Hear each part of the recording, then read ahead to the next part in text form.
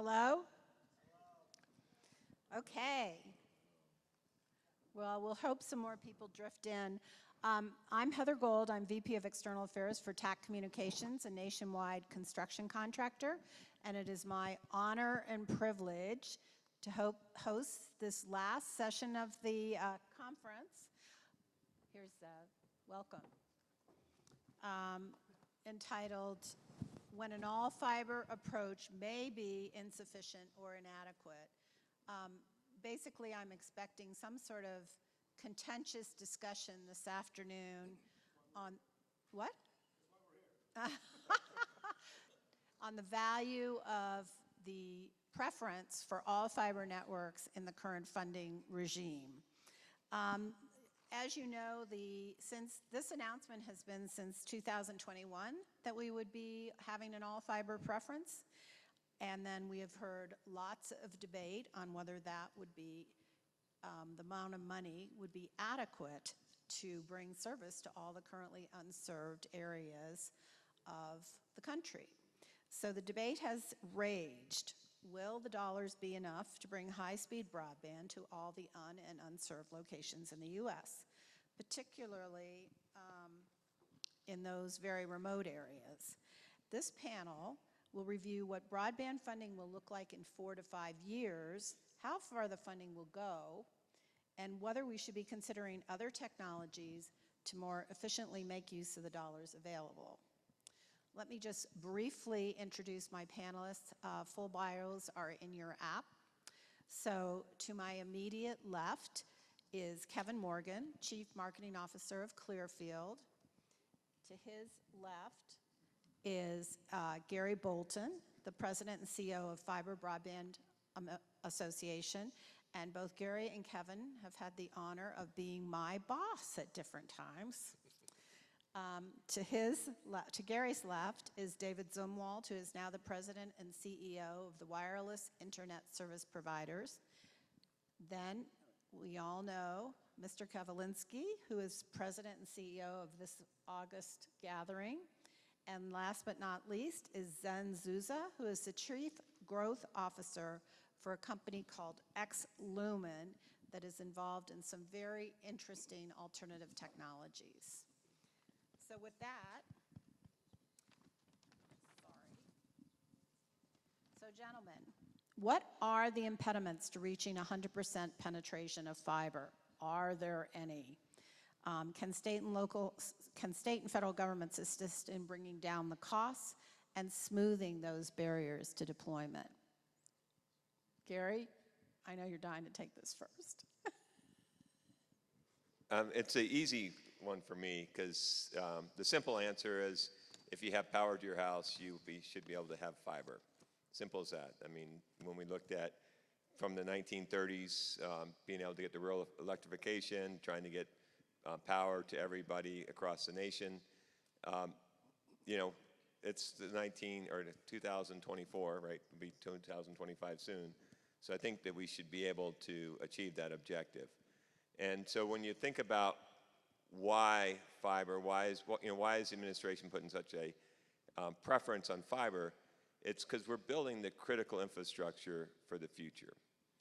And so if you look at half the states, did a very good job of making sure that their broadband maps were accurate, and they end up with excess funds. So they are talking about having hundreds of millions of dollars of non-deployment funds. And unfortunately, on the western side of the U.S., maybe not so well, right? And so they ended up maybe a little bit short on their money. That said, we should be able to get fiber to every single house. And the reason that's important is you look at any market failure is when you start drawing circles to say that people are served. That's why we have so many unserved. We did that with census blocks. We did that anytime we did maps, and Drew said that we have a wireless antenna, we draw a big circle around it. Now you put a LEO satellite, draw big circles around that. And even some of the discussion the last couple of days where even the suggestion of using a LEO satellite for federal funding is absurd. Because first of all, federal subsidies are to be provided to be able to get someone to do something they would not already be doing, right? You want to be able to, these are unserved or underserved for a reason, and you want to provide extra money, government money, our taxpayer money, to make the business case work for that provider to be able to get something there. The fact that Elon Musk with $300 billion is he's not going to put up a single incremental satellite whether he gets federal funding or not. He's putting as many satellites as he can get up. So whether he gets funding or not, people can subscribe to Starlink if they want. So if they want Starlink, they can apply for it.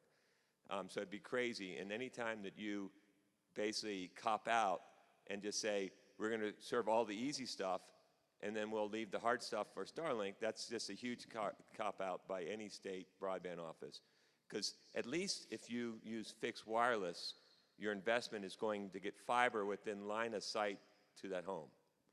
And so that your investment isn't wasted. Where if there's 4 years to build, every satellite that Starlink puts up in space today will have fallen out of the sky within 5 years. So by the time we are going to go claim victory on the program, anything that was launched is already fallen out of the sky.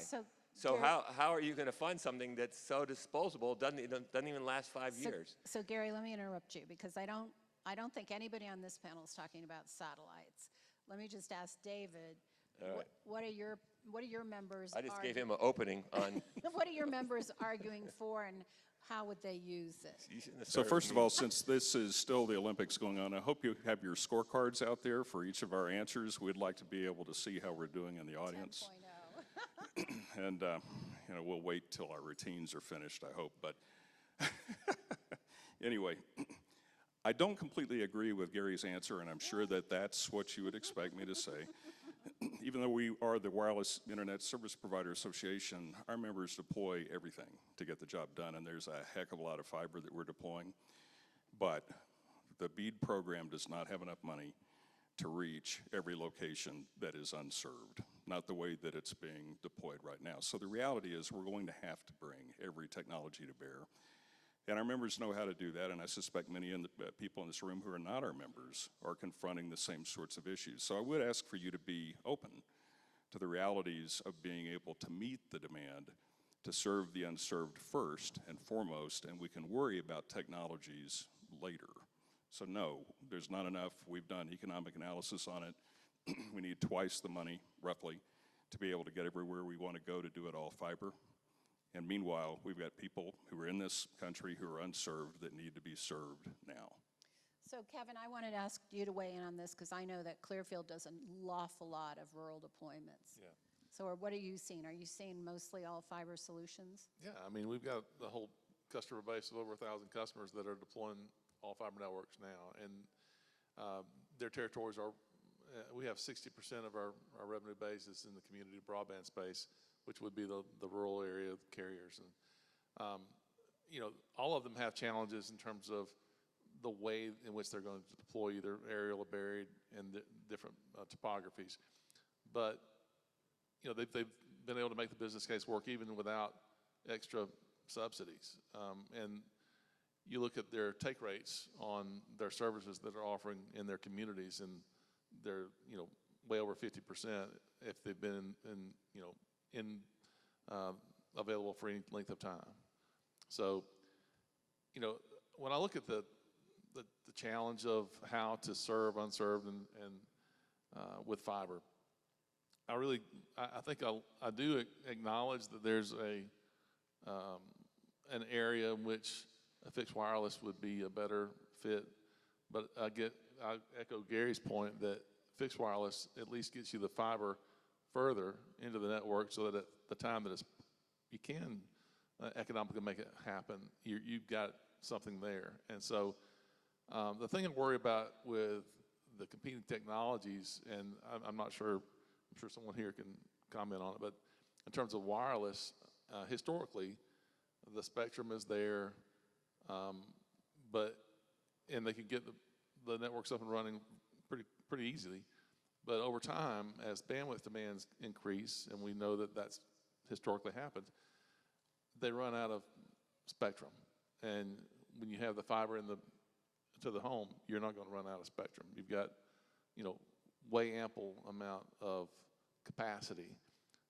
So it's a, you know, pay me now, pay me later. It's you put in the fiber now, and then all you have to do is change out electronics in the future, or you put in a full wireless network and you have to change everything out. So, you know, it's a different model.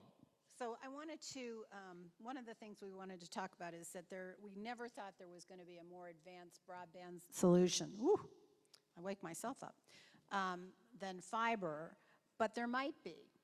Zev, tell us about what you're achieving with lasers. Is it economic as a widespread deployment mechanism, and is it ready to go to market?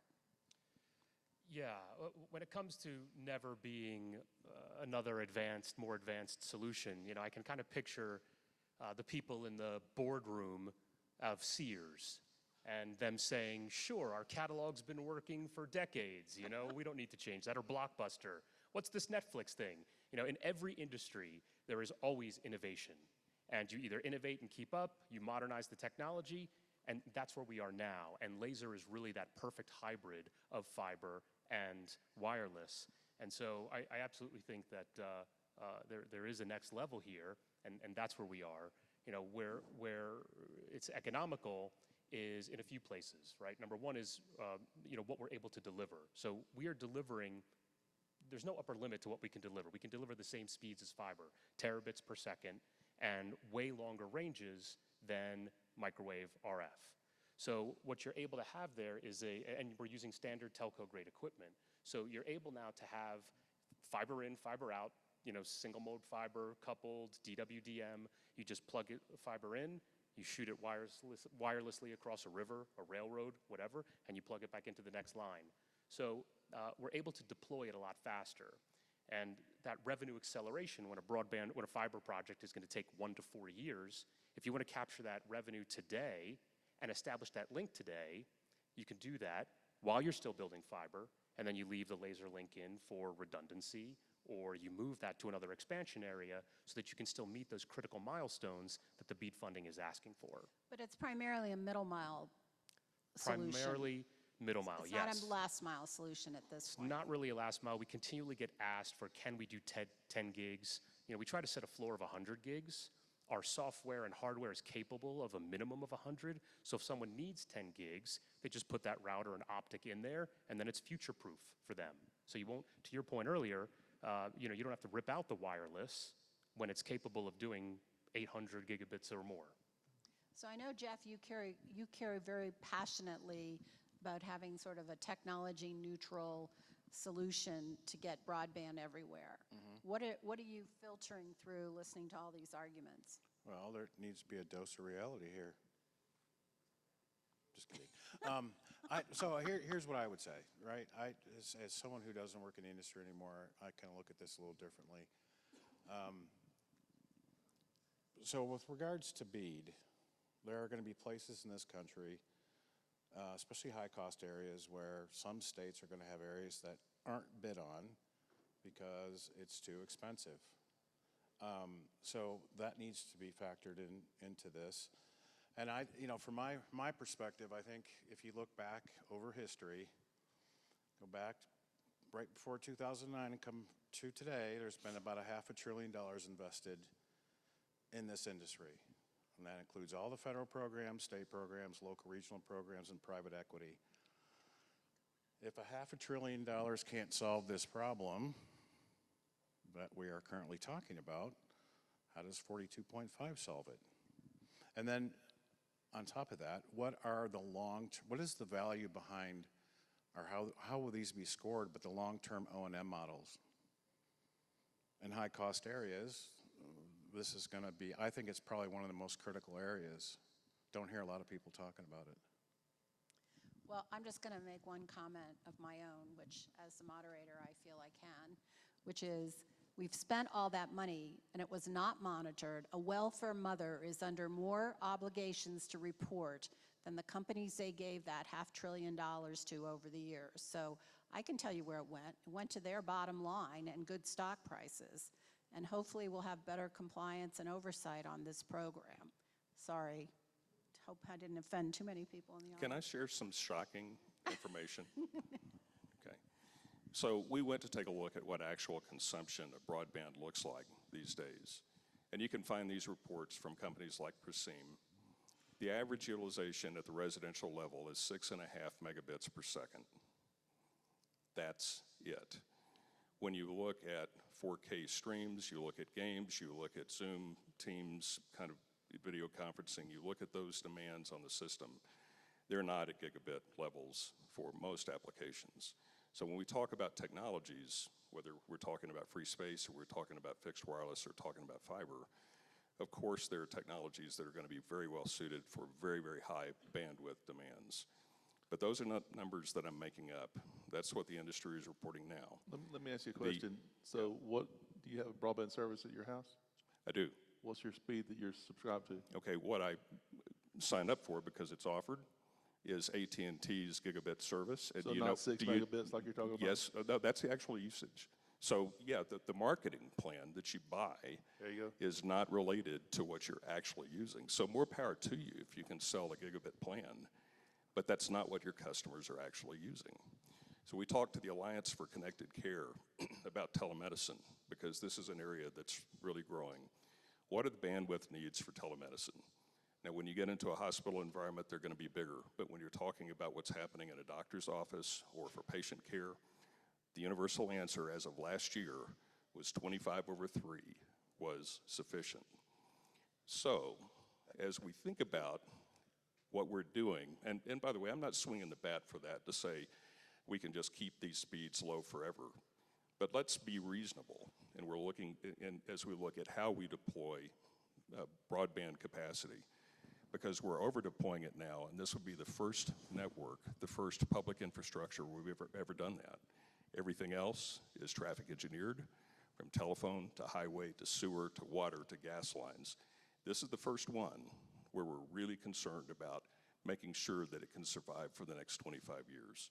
And if we're talking about future-proof, and I'll come up for here in a minute, let's make sure that whatever we build tomorrow is tomorrow-proof, because the FCC found that when you talk about resiliency, the #1 resilient answer is underground, buried optical fiber. #2, fixed wireless, doesn't matter whether it's unlicensed or licensed, and satellite. And #3 is aerial fiber on wooden poles. If you put the fiber on a composite pole, it ties fixed wireless for resiliency. I'll come up. Gary, I would want you to like challenge that statement a little bit on the resilience of buried fiber, because if you live in Colorado and you just survive those fires, you know exactly that it's not that resilient. Even underground fiber gets burned. And if you look at Houston a couple of weeks ago, all that flooding knocked it out for weeks. And there's no other alternative that's adding some resilience there. And so Says the guy who has rain fade. we don't have rain fade like fixed wireless does. We're impervious to humidity. Yeah. Yeah. So you've got a really good point. As long as we're getting into a debate here, I agree with you. You know, the resiliency that I'm quoting is what the FCC has determined. And I think it would shock many people in the room to know that fixed wireless scores higher than aerial fiber on wooden poles for resiliency. Okay, so I don't disagree with you on that. I think this is, if anything, it points out that you have to have every technology at the table, which is what the IIJ said in 2021 when it was passed. Yes, and you will ahead. see Well, let me alternative go ahead and just guidelines. set the record straight. I guess you're not a technologist, but the Sort of am. oh, are you? I couldn't tell because, first of all, average data rates really don't tell you anything because it's all about peaking. Anybody that has applications would understand that. Second, we just released a white paper. If you listen to my Fiber for Breakfast instead of listening to Evan this morning, we just launched a why you need a gigabit paper. And matter of fact, this paper is so compelling that I increased my service to the maximum level that you can possibly get, because basically what it says is that it's costing you between basically $30,000 to $60,000 a year if you don't have the maximum service that your service provider can provide, just because of all the small little inefficiencies that by not getting a gigabit or beyond a gigabit provides you. And what the study shows is that 20 years ago, you know, we were looking at megabit speeds. And so the curve on inefficiencies to get to megabit is exactly the same curve as it is to get to gigabit today. And so even though our networks increased 1,000-fold, it's still the same curve. And then the other part it shows is the applications map the bandwidth available. So you know, when you ask, is the applications come first or bandwidth come first, they track together. And so the more bandwidth we provide, the more applications. And you know, when you start looking at you know, how Netflix, for example, dumbs down to be able to meet the, you know, the lowest quality network, the more bandwidth you're able to provide, just a better quality experience you're going to get. And so anybody who argues, and I've heard some former FCC people go in and argue this to Congress, that rural America doesn't need all that bandwidth, or any, I guess you're arguing that anybody doesn't need more than 6 megabits. No, that's not what I'm saying. Just Okay, to that's clear what that I heard. But so the bottom line is that we're not just talking about what we do. You know, a lot of people want to use the past to predict the future. We're looking about paradigm shifts, and we're on the verge of a major paradigm shift as we get into quantum networking, artificial intelligence, we've already seen that, machine learning, the metaverse. And if you're going to be stuck on something other than a infrastructure that can give you limitless capacity, then you're going to be on the wrong side of the quantum divide, you're going to be on the wrong side of the metaverse, you're going to be the wrong side of everything going on that's going to enable this amazing future. So I would hate to bet against bandwidth to say we're going to relegate people to low bandwidth because we saw some kind of average bandwidth study that said, oh, people only need 6 megabits. I just thought that BEAD was about serving the unserved. It's about what you're talking about is serving the served and the underserved and the unserved with money we don't have, when other technologies can solve that problem today, and we can grow into what the future has. There's to say. 6 million unserved Americans today, and they're getting served every day. We got 42 billion plus 25% match to get to 6 million people. But what's more important is the hundreds of millions that are going in to be able to get every American served with fiber.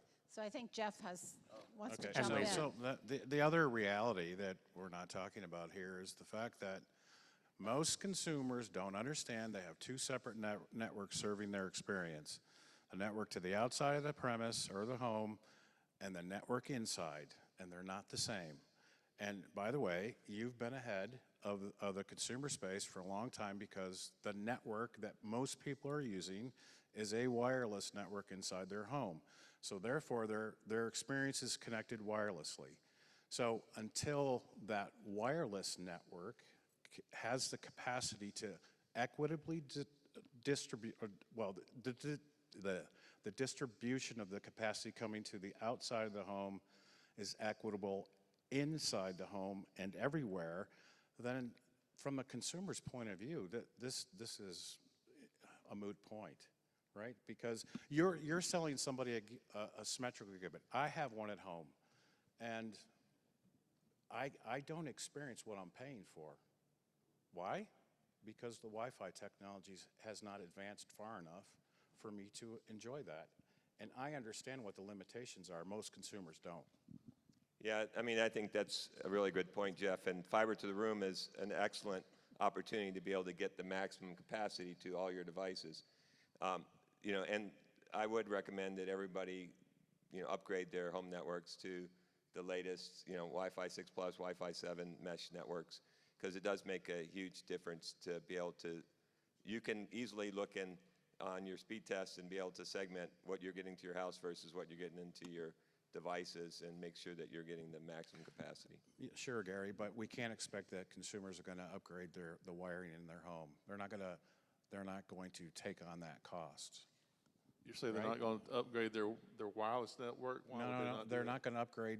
Let me put it a different way. They're not going to rewire their home, or they're not going to add wiring to their home, right? In order. I think you said just to keep up with the latest wireless, Wi-Fi 6 Plus, Wi-Fi 7.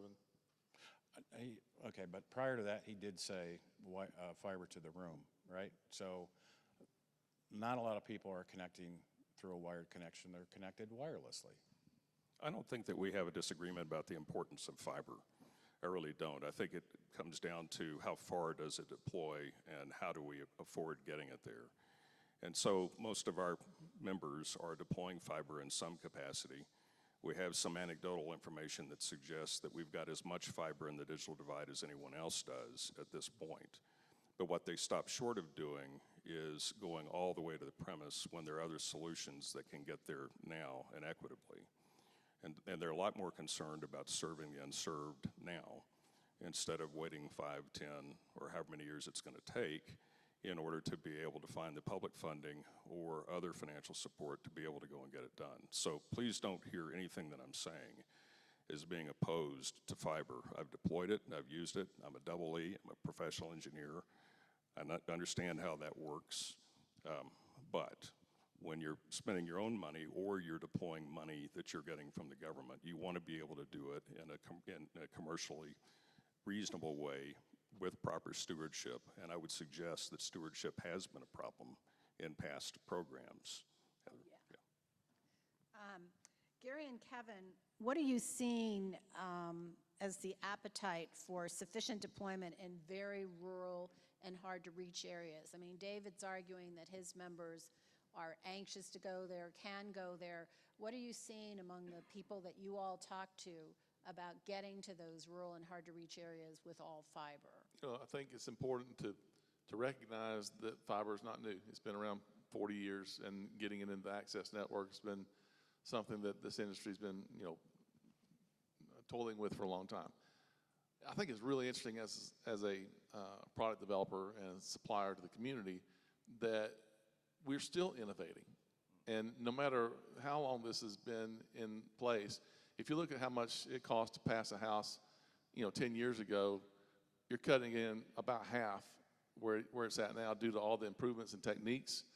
And we did a study last year on our FastPass technology that was able to speed up the number of homes passed, you know, double it. And so that was a technique that we were introducing to the market. And we found that the speed of deployment was even more important than the first cost of the actual equipment. Because if I could turn up 4 houses a day versus 2, right, then I can meet my demands that Wall Street expecting me to hit the houses passed.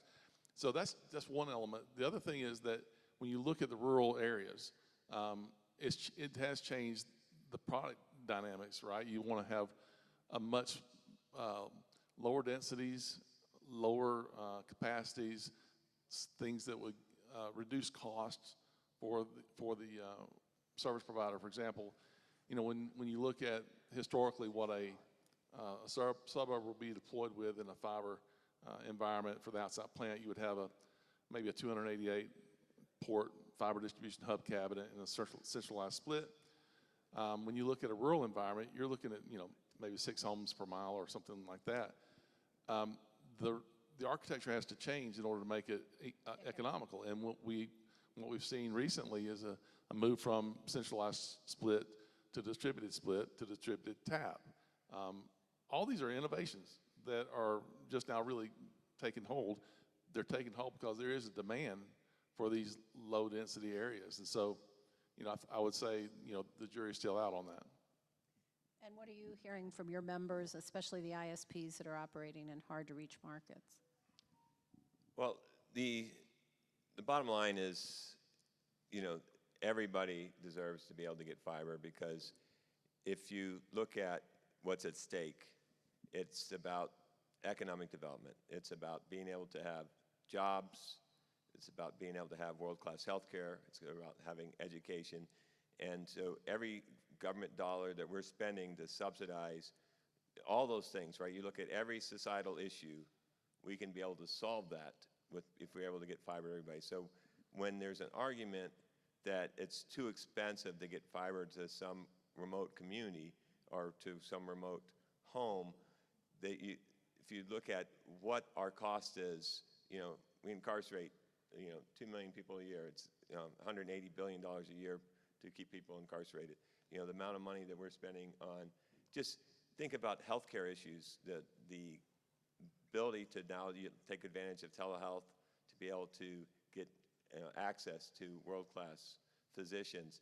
And so, from a service provider perspective, I think our members are trying to make sure that everybody gets connected. They're trying to put in affordability programs to make sure that it's affordable. And, I think it really comes down to holding the line and trying to make sure that we're focused and dedicated to not leave anybody behind. Well, you mentioned that everybody deserves to be connected, but you meant connected, I think, but you said everybody deserves fiber. And so That's correct. I think it is connected, not fiber. I think the technology should be agnostic for this overall mission, right? If it's broadband for all, if it's digital equity, it doesn't matter how they're connected, but it's getting everybody connected. Well, the problem is... well, hang on, let me finish this point. Okay. Because when I've talked to some folks here in Colorado, right, when they're talking about digging through granite, digging through cobble, they're saying it's going to cost them $200,000 a mile to get to that 1 or 2 houses. And if you're going a 5-mile stretch, $1 million, there's no ROI there. And so either they're going to have to do it because the requirement is to serve the unserved, and they're going to go way over budget for what BEAD is delivering, and we're going to fall short, or they're not going to bid on that area at all, and they will remain unserved. So it's not about everybody deserves fiber. It's about everybody deserves to be connected. And there's a hybrid of technologies here that are going to have to be deployed, not all fiber. Well, the problem is... Well, I'll tell you what, you guys can have that alternative technology, so go ahead. We'll make sure that you guys get that. I got 2 gig at home on fixed wireless. There you go. You're all set. So, Zev, on all those places you're talking about, do they have power? Do they have power? Yeah, they have power. For your Did someone hypothetical, pull let's say yes. a power cable to their house over all that granite and those difficult areas that cost gazillions of dollars a mile? Did they somehow pull a power cable there? Okay, if they're off-grid, then they can go to LEO satellites, great. So, but if you have power to your house, Wait a minute. if we were able to somehow in 1935 and throughout the REA program be able to get power to someone's house, we're saying that those same houses don't deserve to be able to get fiber? Because we're not talking about this today, we're not talking about 10 years now, we're talking about a generation and generations to come. We're talking about a decade, a century of being able to have limitless capacity, not getting to, because today what we're doing 10 gigs. Now we're going to do, Chattanooga and AT&T now is deploying 25 gig, right? Laura, you guys are putting out 25 gig symmetric. Then we're going to have 50 gig, we're going to have terabits. And meanwhile, you're saying, well, gee, back in 2024, everybody was talking about being technology agnostic so that we can get 100 by 20. So we're going to relegate people to be stuck with poor service and not be able to really have the innovation that we're about to, we're on the cusp. Well, Gary, our David? technologies, Gary, are actually the exact same. We're using the exact same beam of light that's sending data over either glass or air. And, over air is 30% faster than fiber, right? So it's lower latency. So when you're getting out to these long rural areas, you're saving just that 30% speed, but it's the same beam of light. I don't argue against free space optics. If you have a railroad crossing and you need to quickly get across there, if you have environmental issues that you need to be able to, when you're pulling fiber down a interstate and you have to get across a tribal land or environmental thing where you're waiting years and years for permits, we had free space optics. We had it on a proof of concept at our conference last week. So I think it's a great solution to be able to address a short-term problem of permitting and being able to get approvals to get fiber across there. But we're not sending any free space optics to any home. Yet. I don't think you're... Yet, it's a So newer David, technology. I just want to give David a chance to rebut in here. Okay, first of all, for those in the audience who are in the fiber industry, if you're distributing, if you're manufacturing, if you're rolling out or whatever, thank you for being in the industry and doing what you're doing. It's a really, really important part of how we're continuing to grow connectivity in the United States. And if I were in Gary's shoes, I would be saying the exact same thing that he is saying. But I'm not in Gary's shoes, and I'm dealing with the realities that the world is very different than a fiber-only environment where every passing can be budgeted easily and paid for out of the proceeds of the business. We're talking about spending national treasure that could be used for other purposes to solve a problem in a very expensive way that can be solved right now without this expenditure of money that still has fiber in the room and seeing rapid expansions of deployment in a reasonable and sensible way. So I did want to ask each of you to comment on the economics of your technology and going all the way to the home. I know, I'll ask Zev first because I know his doesn't go all the way to the home yet, but just on transport, how are the economics of using your technology? And then I'll let Jeff be a neutral party in this. I'll go last. Okay, he'll go last. Go ahead, Zev, and then David, and then Gary, and then The Kevin is cost actually per building. gigabit is better, right? When you look at, some of the stuff David's camp, if you're just going a short range and you only need 10 gigs, you're not going to beat the price point. RF has 60 years of research behind it and commoditization of the technology. You're not going to beat that price point if your need for range and speed is low. Where our costs start to become better are where you need 30 gigabits per second or more, or where you need to do a couple of hops for RF. On the fiber side, we're lower priced than fiber in almost every circumstance, and particularly when you get to those high cost deployments where you need to do a river railroad, where you've got permitting, construction delays because of that, or granite, et cetera. But we got our start with the DoD market, and we were doing ground to space communication and also terrestrial point to point for DoD. And if you look at all the war modeling scenarios that are going on right now, if we get into a hot war, all that undersea fiber is going to be cut, and communications are going to be jammed with RF. And so the DoD is looking at free space as the next evolution because it's non-jammable, non-interceptable. It can go in RF-denied zones, and it's going to help us go ground to ground to protect those undersea fiber cables from when we're going to get into a situation. So it's definitely more economical, particularly when you take into account the critical vulnerabilities for national security. So David, how about the networks that your guys are building fiber as far as they can and Right. then using fixed wireless? Right, So and what are the costs so to there? speak about fixed wireless, first of all, it's both licensed and unlicensed, but licensed can take a while to get prior coordination through the FCC, so it takes a while to get those paths up. A lightly licensed product like CBRS or even unlicensed is favored by many of the WISPs because that's very easy to deploy. It's easy to serve market demand very quickly, and it also meets the needs that those customers have. It generally follows what I would call the cellular model. Don't get too married to that term. But in the same way that when cellular networks were built and they created a system of towers that would cover an area, towers are built in communities that are then expanded in capacity through sectorization and interstitial builds, and that ends up being a very low cost per customer acquisition for a typical customer need.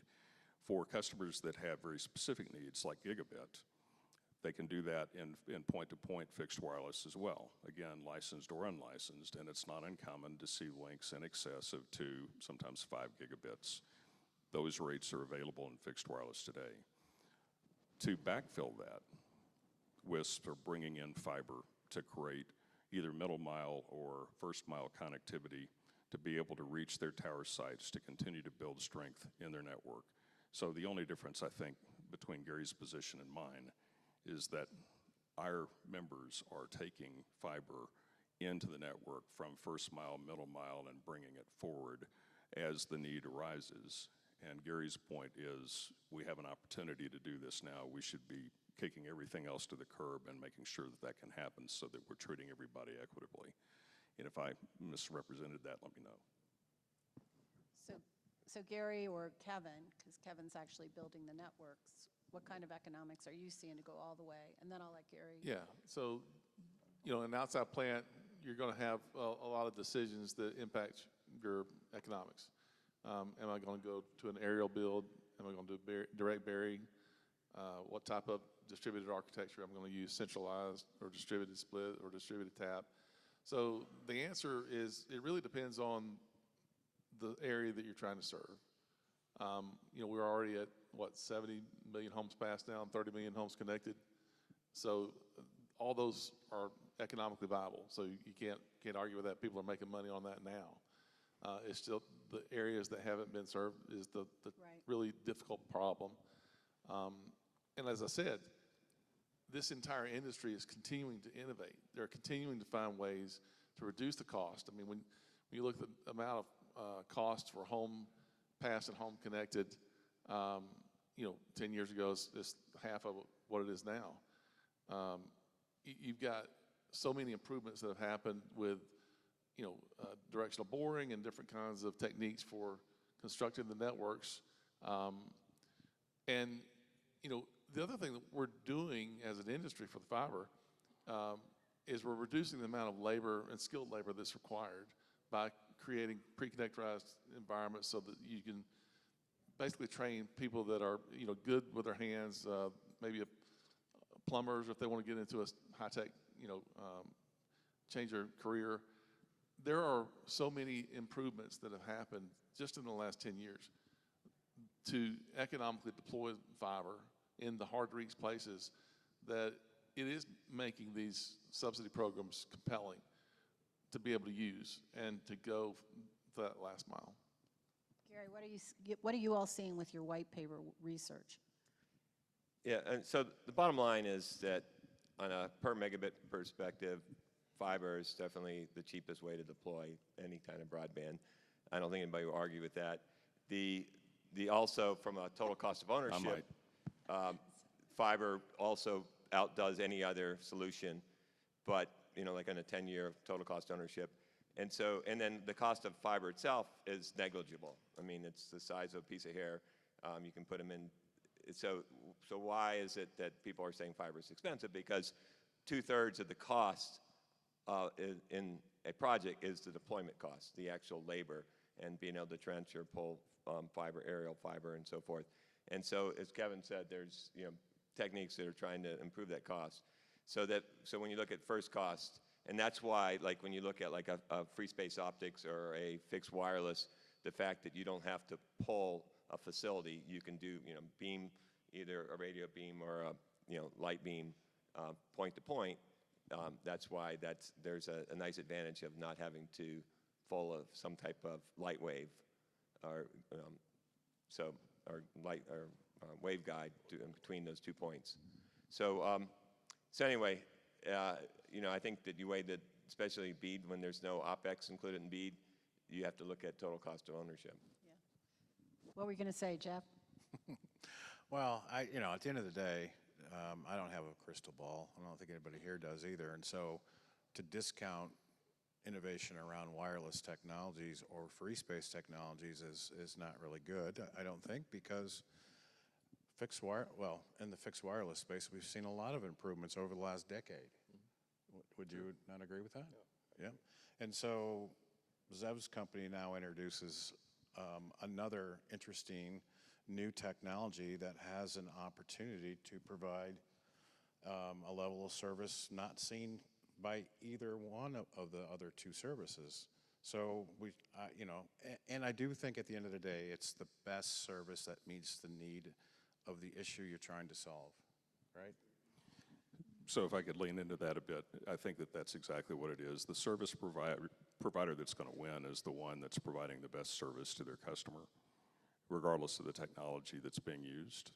That's what we find time and time again. One of the challenges with BEAD is that it has the effect, unintended perhaps, but the effect of discouraging small providers who are already in these communities and are already expanding their networks to be either overbuilt or overcome by other providers that are coming in that are not going to be truck rolling from those communities. They're not going to be living in those communities. They're not going to be banking in the communities. They're not going to be sending their kids to schools in the communities.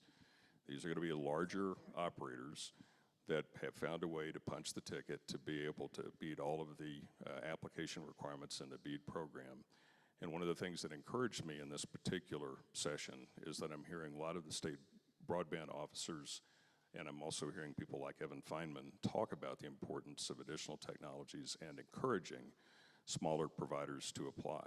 This has been a huge challenge in the way that the program has been structured. I get that they're trying to be proper stewards of the money that's coming out, but this is a program that is less about serving the unserved, in my opinion, and more about celebrating investment in fiber for the benefit of large operators who have the means to be able to participate. So as my closing question to each of you, what is broadband going to look like in the U.S. in 5 to 10 years? Are we still going to have these big pockets of unserved areas? And I'm going to start with Kevin. So, you know, one of the interesting, the premise of the question is you asked broadband. And for the last 10 years, the FCC has been the one who's defined what that broadband speed was. So that changes. That's going to change. And when you look at 10 years from now, if you look at the growth curves of bandwidth demand today, I would argue it's in the 500 megabit range. 10 years from now, it's going to be 2.3 terabits per second. So that's going to require the latest and greatest technology. So I think pervasive, you'll see a lot more fiber. You know, if I look at the whole total addressable market, I think fixed wireless has its play for maybe a replacement for the rate reach dependent technologies like DSL. And then, you know, 90% of the market's going to be split between some kind of a fiber versus a DOCSIS HFC model. And I think in the end, fiber has more advantages, and I think you'll see the cable MSOs even migrate to an all-fiber solution. They're already pushed fiber deep, so the challenge is going to be to keep up with the demand. Right. But what are we going to see still pockets of unserved areas? Depends on what you define as broadband. Okay. Gary. You know, I am incredibly encouraged over the last couple of days, you know, seeing the battle between Louisiana and Delaware and who's going to get their BEAD programs started first. So I hope that more states are going to be following so that we can get some shovel-ready projects done, you know, out, some awards done in this year, and shovels hitting the ground, and you know, as soon as the frost thaws, and you know, beginning of next year, and that this is in that, you know, Alan Davidson and Evan Feynman are heroes, that they're on, you know, our currency and so forth going forward, because that they were able to get, you know, these 6 million unserved and the other 3 million underserved people connected, and the private capex that's coming on this to be able to get 140 million homes, being able to have fiber so that we don't have this discussion. I haven't heard anybody discuss how much power they have in the house. I have no idea how much power do I have in my house. So the fact, you know, when we get to that point where it's just taken for granted that everybody has all the capacity they need, and that we've basically allowed Americans to rise out of poverty, and that we have even playing field, that everybody has the same access to education, healthcare, jobs, and anybody can live anywhere, work anywhere. I think that is possible in the next 10 years if we are able to pull together as an industry and be able to do what we've started here. David. So I have a 150 amp riser to my home, not a 10,000 volt line, a utility power line. I've got a 2-car driveway, not an interstate highway. I have a residential sewer line, not a utility sewer line under my house. I don't eat that many tacos. I have a water tap, not a water tower, above my house. When we talk about ubiquitous capacity, let's keep in mind that every single network is traffic engineered for demand. It's a beautiful thing to talk about providing for future demand, and we know that demand is going to be going up, and so you have a point in arguing for that. But if we're going to serve the unserved, we are going to see every single technology at the table. It will not be an ubiquitous fiber solution only.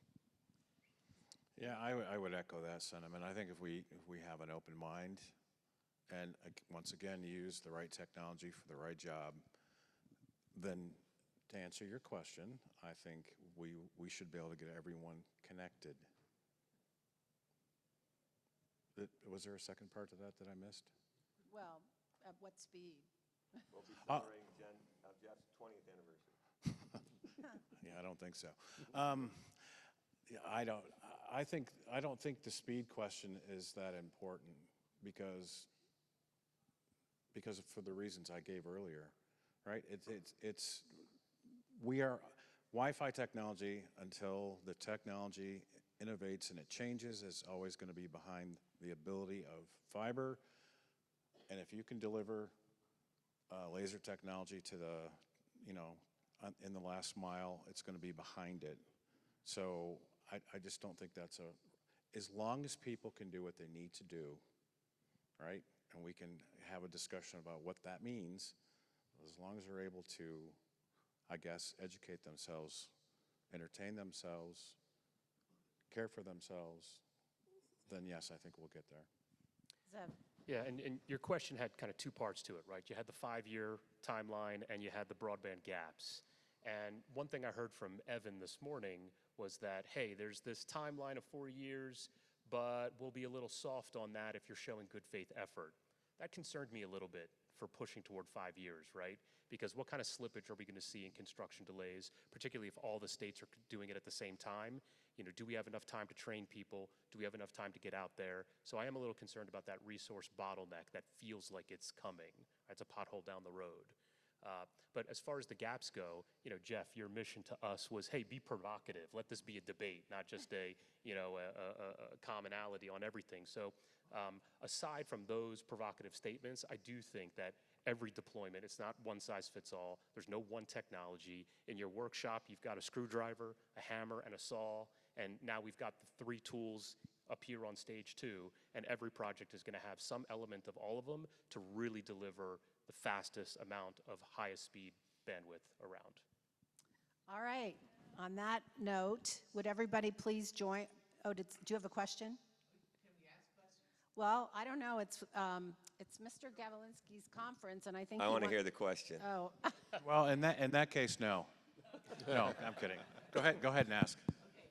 No, one of my thoughts was in the NTIA's framework in the NOCO, they came up with the concept of a extremely high cost threshold.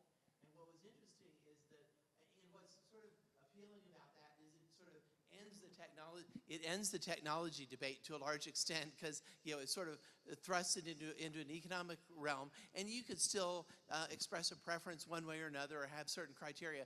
But what's interesting is many states have said, oh, I can't come up with a number, and the NTIA has sort of accepted that as a response. And so what my question is, what's wrong with that framework, and should we perhaps be more disciplined in having states articulate some specific thoughts there?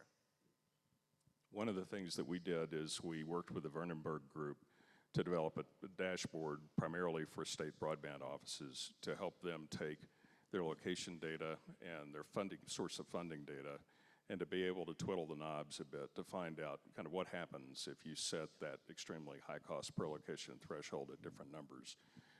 And that's an honest effort.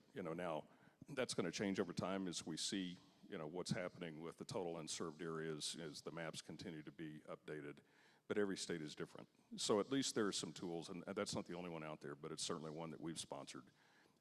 And those are tools that state offices can use to get close to what that number should be. anybody else want to respond to his question?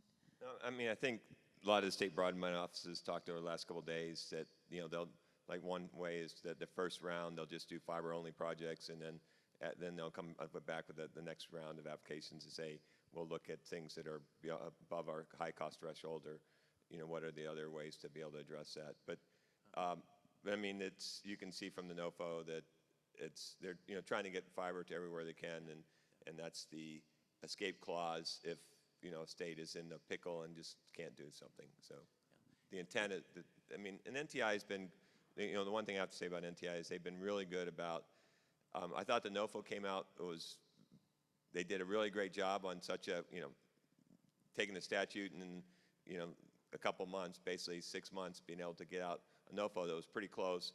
And then on things where people were going ballistic, like letter credit and the, match and, Buy American, stuff like that, they were, listened and provide some flexibility, and I think they continue to do that very well.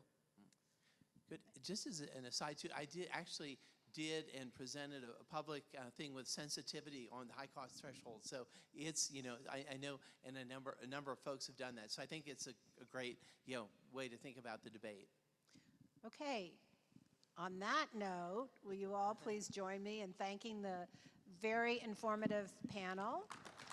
And Jeff, are you going to close it out now? Zev called us a bunch of tools.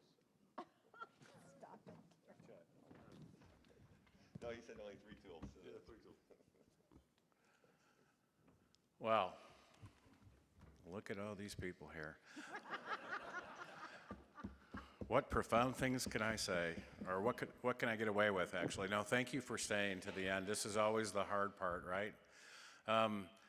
This has been like a Christmas adventure for me. There's this big lead up to this day, or this conference, being in my 10th year, and it's over with before I know it. So, but I am more than grateful for your participation, the support of our sponsors, our exhibitors, our speakers, certainly the 30 state broadband offices that were here. And I appreciate you more than I can express for staying here all the way to the end. Thank you so very much. Our conference next year will be back here, August 4th through the 6th, so please mark your calendar. Well, you see it there on the screen. And I look forward to an exciting and better year 11. Thank you so much, and safe travels home. Thank you.